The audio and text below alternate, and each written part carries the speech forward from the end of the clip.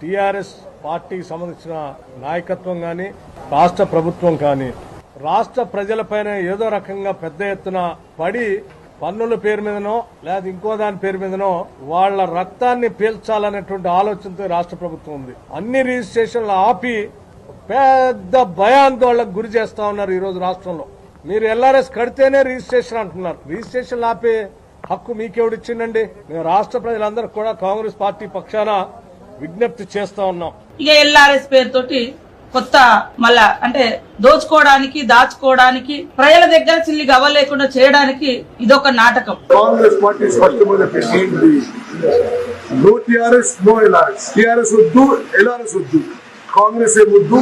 మేము అధికారంలోకి వస్తాం, వచ్చినాక రెగ్యులరైజేషన్ ఉచితంగా చేస్తాం చెప్పి.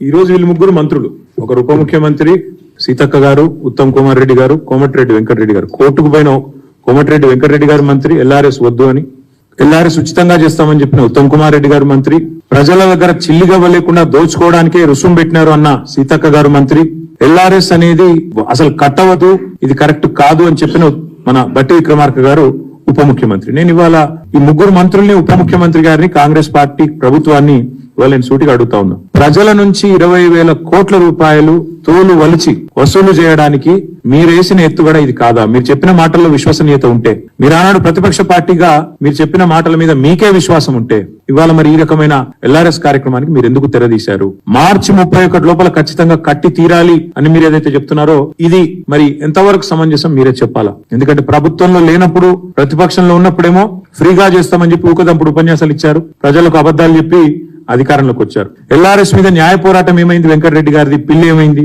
మేము అనేది బట్టి గారు చెప్పిన మాటలు వట్టి మాటలను తేలిపోయింది. అసలు ఎల్ఆర్ఎస్ కట్టవద్దని చెప్పింది ఉత్తదని తెలిపోయింది. ఉత్తమ్ కుమార్ రెడ్డి గారు ఫ్రీగా చేస్తాం ఎల్ఆర్ఎస్ అన్నారు, మరి ఆయన కేబినెట్ లో ఉన్నారు, ఆయన ఏ మంత్రివర్గంలో అవుతున్నారో ఆ కేబినెటే ఎల్ఆర్ఎస్ కట్టాలని చెప్తా ఉంది. అదేవిధంగా సీతక్క గారు చెల్లిగా లేదు ప్రజల దగ్గర అన్నారు, మరి వారు కూడా ఈరోజు సమాధానం చెప్పాలి.